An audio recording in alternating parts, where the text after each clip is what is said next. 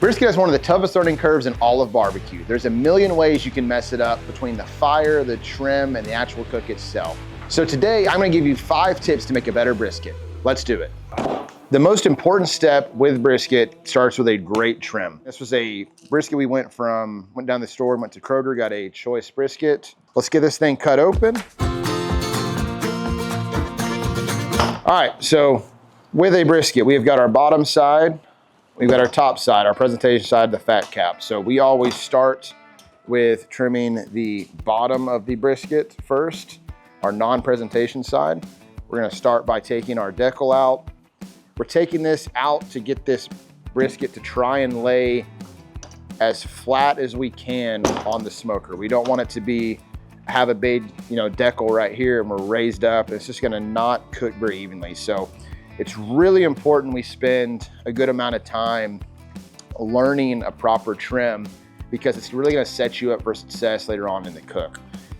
Step 2 is gonna be coming in and taking that mohawk down. And then I like to come in and start to get my round corners. Why round? So round is very important with regards to the trim because we don't want anything that's gonna be sharp or thin or jagged. If we have anything sharp and pointed and jagged, it's going to burn up, it's going to crisp up over the course of a cook. Right now, I'm really just trying to get this a nice round shape throughout. Then I'm going to come in and start dialing in my fat. Looking for anywhere between 1/4 inch and maybe a little bit more. So that to me, guys, that's a solid restaurant trim there. For us, it's got no sharp corners, everything's nice, round, and smooth. My fat cap's dialed in. This thing's ready to be seasoned. But before we do that, I wanna show you guys why it's so important to trim properly. Let's head on over to the pits and check it out. So you can see we've got about 28 briskets on here.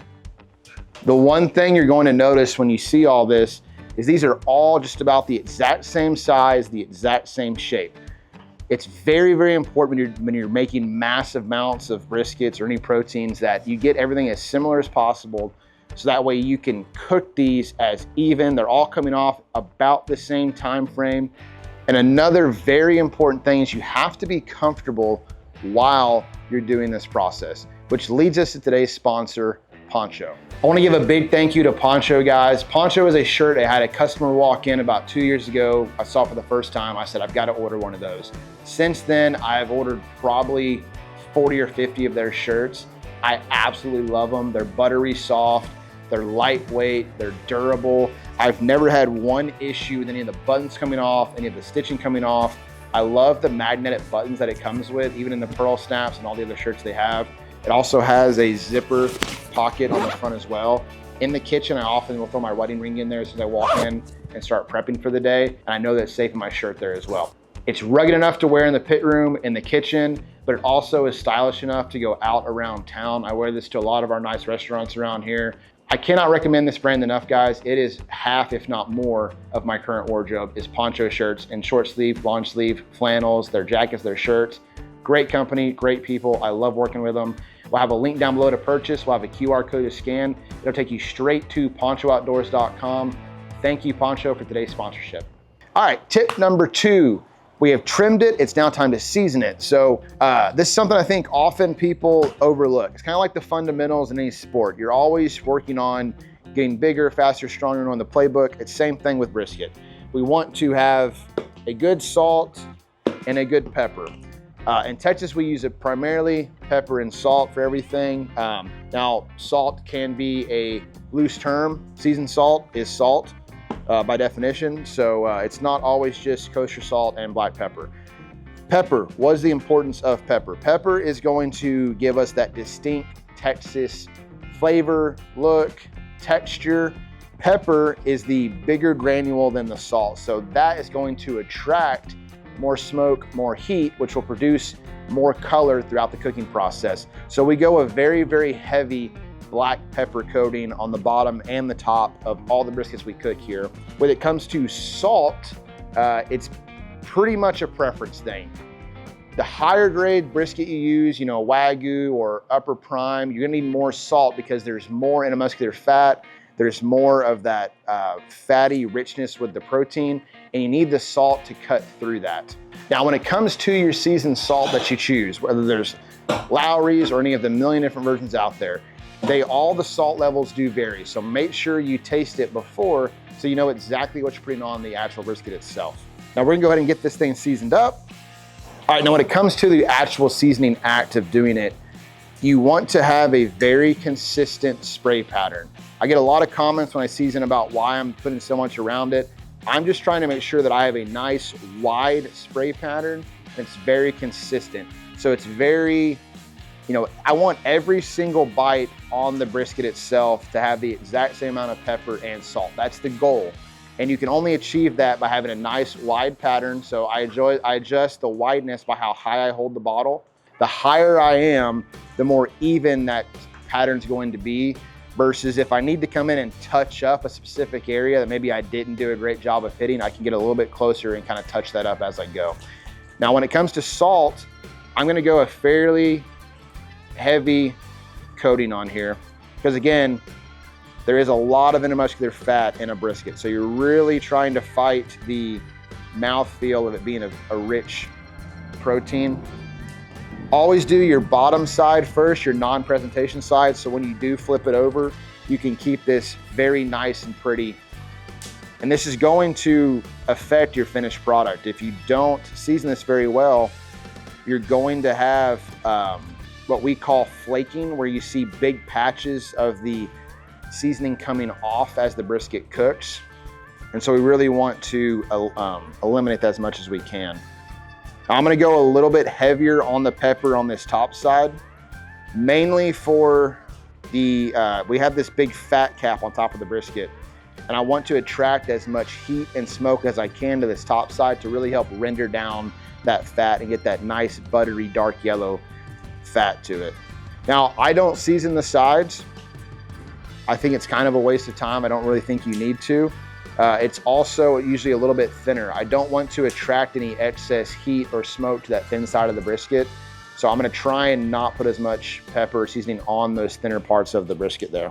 Now, when it comes to the amount of salt you're gonna put on there, it's always is a trial and error process. It took us a long, long time to figure out where we wanna dial in, what we want our salt level to be. It also depends on how you're going to wrap and hold and present the brisket. We wrap everything with tallow and aluminum foil. Some places don't use tallow. They don't have to use as much salt because they're not dumping tallow on the finished product.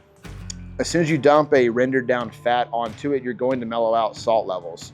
So if you choose to go the tallow route, you want to kind of over salt the brisket, because you're playing the game that you're going to mellow some of it out when you dump the tallow on there. If you're not going to, you can go a little bit lighter with your salt and not worry about it. Now, I am gonna go a little bit heavier with my salt on the opposite of the mohawk side here. So I've got my mohawk I trimmed down here. This is the opposite side of it. There's a lot more of those nice, rich, fatty slices in this portion that have a ton of intermuscular fat and muscle that we gotta break down. So because of all that fat inside of that brisket, I wanna over salt it, knowing that's gonna be a very, very rich bite. And that's gonna kind of help me counter the richness setting of the actual brisket itself. All right, now one last important step for the seasoning is you wanna come in and kind of pat down, up and down with your hand, kind of put that seasoning in there. You're gonna kind of start, you're gonna help kind of the salt activation process. So we like to let these sit out at room temp for about 5 to 10 minutes to kind of let some of that salt start to penetrate and activate. And you'll know it has when it has a nice wet sheen to it. I'm already starting to see little pockets kind of get that wet look to it. That lets me know the salt has actually gotten onto the fat and is gonna start getting into the protein itself. So let it sit out on the counter for about 5 to 10 minutes. It's all you really need. And then you can either put it in the fridge from there to get ready for the cook, or it can go onto the pit from that process. So let's get to the next step, which I think might be the most important step, the actual fire management itself.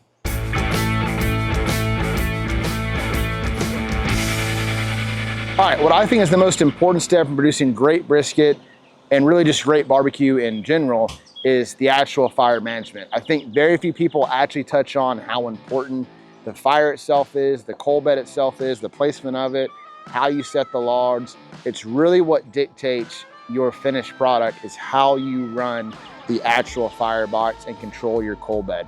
So I want to show you guys a couple different styles that we run and then talk about kind of what we're doing with our coal bed throughout the cook. But first, we've got to get into the actual starting of the pit. Match light. I get so much hate from match light in the comments. I don't understand why. I'm not just lighting this and just throwing it thing on there with all that gas coming off the actual charcoal itself. We light it, we get it going, we get a nice coal bed, we let it burn down, we got everything, all those gas and chemicals get off of it, and then we put food on the pit. So if you're lighting this and just throwing it straight on the pit, you're gonna have issues with it. Don't do that. That's not what we're saying to do. Stop doing it, okay? Let's get it lit. I'm putting just enough coals in there to actually get the fire lit. So again, one of the reasons I use instant light is I have a lot of stuff to do. Most human beings walking this earth have a lot of stuff to do at any point in given time of the day. So I can light this, I can put a couple logs in there, I can go spend 20, 30 minutes prepping something, getting it ready. And by the time I have that ready, I can now walk over and actually get to start cooking. So I don't have to sit here and worry about a torch on a propane can or whatever. A, it's super loud and annoying. I can't stand those things. But B, it's just kind of a safety thing that always kind of freaks me out. So I'm not a big fan of torches, but with this, I can light it, walk away, go prep, come back to it, and I'm ready to rock and roll. So let's get the initial fire set up to create a coal bed for a successful cook. I'm gonna put one log on the side, I'm gonna kind of snug it up. One log on this side. Now I'm going for some pretty dry splits for this initial setup. I'm not looking for super green pieces of wood right now. There is a time and place for the greener, more denser pieces of wood throughout a cook. Now, how you set the fire depends on the protein you're cooking too. Brisket, I want a nice smoky environment for the first couple hours. So after this coal bed, I'm going to build a very smoky, tight bundle fire. Like I said, this initial fire is just for us to get an actual coal bed started itself. So I'm gonna put 3 just like that. I'm gonna let it get nice and smoky and hot. I'm gonna go walk away and make sure I've got everything I need to set up for the rest of the cook with the brisket.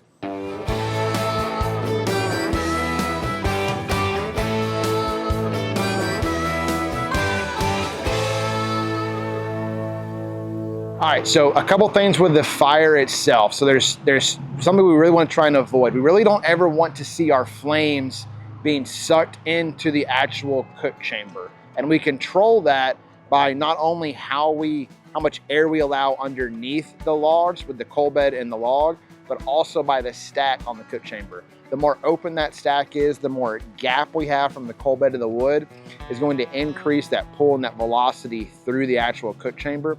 We all want to always try and have flames that are going straight up and down versus being sucked into the cook chamber sideways. So we're really going to try and make sure we keep our fires that way throughout the entire brisket cook. No matter how hot we get, we always want nice, chill, straight up and down flames.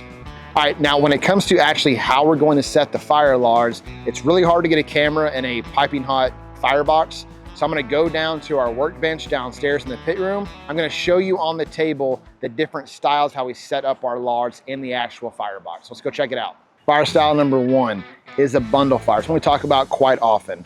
So what is that? So because it's hard to show it in the actual firebox itself, I want you to imagine that where I'm standing is the firebox door. I'm looking into the firebox, into the cook chamber. So I'm gonna have my coal bed here in the center. I'm gonna set my first 2 logs on the outside, so they'll be kind of up on a round box. I'm going to push them down to where the coal bed is level with these bottom 2 logs. I'm then going to set 1 log in the middle of that coal bed, and then 2 more logs kind of in the crevices that makes. So it's almost like I'm making a small, almost finished pyramid. A finished pyramid would have 1 more up top. And what I'm trying to do is I'm trying to really cut down on the cracks and the air gaps from the coal bed itself, but I have to have a big enough coal bed to actually allow it to still at night. This bundle fire is essentially the first couple hours, anywhere from 2 to 4 hours of the cook. And then you can start running your fire in the next setup I'm gonna show you right now. So once I've got this burned down, I now have a fresh coal bed. I'm gonna spend the next several hours until I hit that stall trying to increase my temps. So I've got a nice coal bed. I'm gonna come in again. I'm gonna scrape, get my coal bed nice and level. And I'm doing that because if my coal bed is too low, I'm gonna have too much of an air gap between the top of the coal bed and the bottom of the wood. And that's gonna make for too fast of a fire being ripped through there, no matter how closed down my stack is. So the stack and the velocity of the fire, there's several factors that go into it. It's not just the stack and it's not just the fire. They both go hand in hand. So you've got to make sure you have a tight enough gap that the fire's not being just ripped and sucked through there with a high velocity. You always make sure we still have those nice, smooth, straight up and down flames. So I'll run this fire style until I get to that stall with a nice tight coal bed at the bottom. And I might go as many as 3 logs on the 1K. So I'd have 2 here on the bottom and 3 across the top. But I'm keeping the gap in between these top logs very tight, okay? If they're spaced out and I've got a lot of space with these, I'm gonna allow for too much airflow coming up from that coal bed and get too fast of a fire. It's also going to cause my temperatures to spike, get to a really, really hot temp, and then burn down really fast because I'm just allowing that wood to burn too quickly.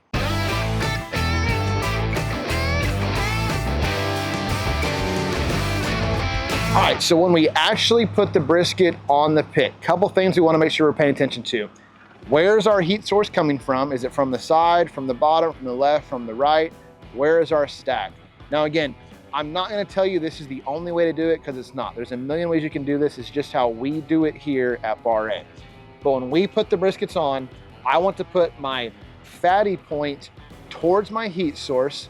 I also want to make sure that the opposite side of the mohawk, where all those burn ends are and the nice fatty slices, are also towards the hotter portions of the actual smoker itself.